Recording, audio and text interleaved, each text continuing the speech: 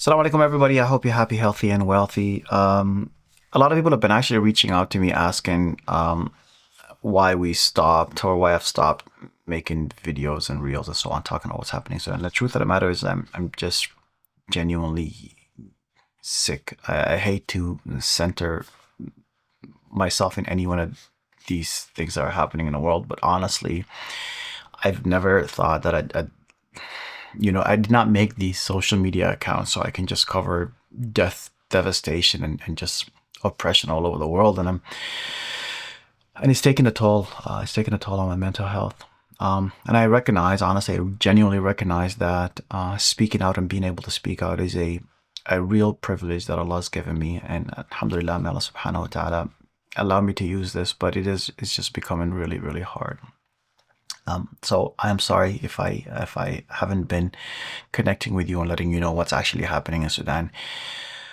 But having said that, here's some stories from Sudan. So at least 40 suspected Colombian mercenaries were actually killed in when a Sudanese fighting jet struck out an RSF-controlled airport in Niala, just south of Darfur.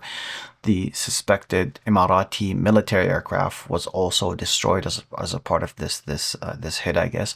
Now, Sudanese officials have claimed the plane had flown in from a Gulf military base carrying weapons and equipment sent by the UAE to support the RSF, the Janjaweed.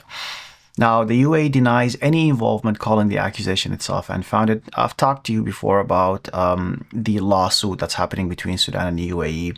Sudan is accusing the UAE of basically supporting the Janjaweed. Now, the Colombian president has also ordered an investigation into the death of these 40 people. But it just shows you that this war that's happening in Sudan is something that's a lot bigger than we keep calling, a civil war, right?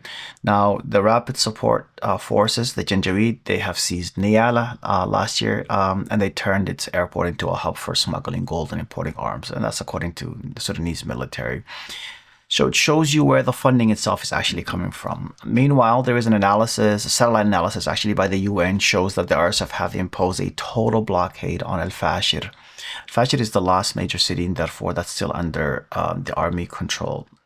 Now, Darfur, I'm certain you've heard of before. A war has been going on there for a long, long time. It's been under attack and under siege. Honestly, it's the early 2000s. Since the war stopped in Khartoum, there's no longer major fighting in Khartoum. It's still ongoing in the western part of Sudan. Those are still people. They are still unprivileged and they're still being attacked. So the war hasn't stopped. And I don't want you to ever think that just because Khartoum has been freed, that means the war itself has actually stopped in Sudan. It has not stopped. People are still in need. And 14 million people have been displaced. Hundreds of thousands of people have been killed. And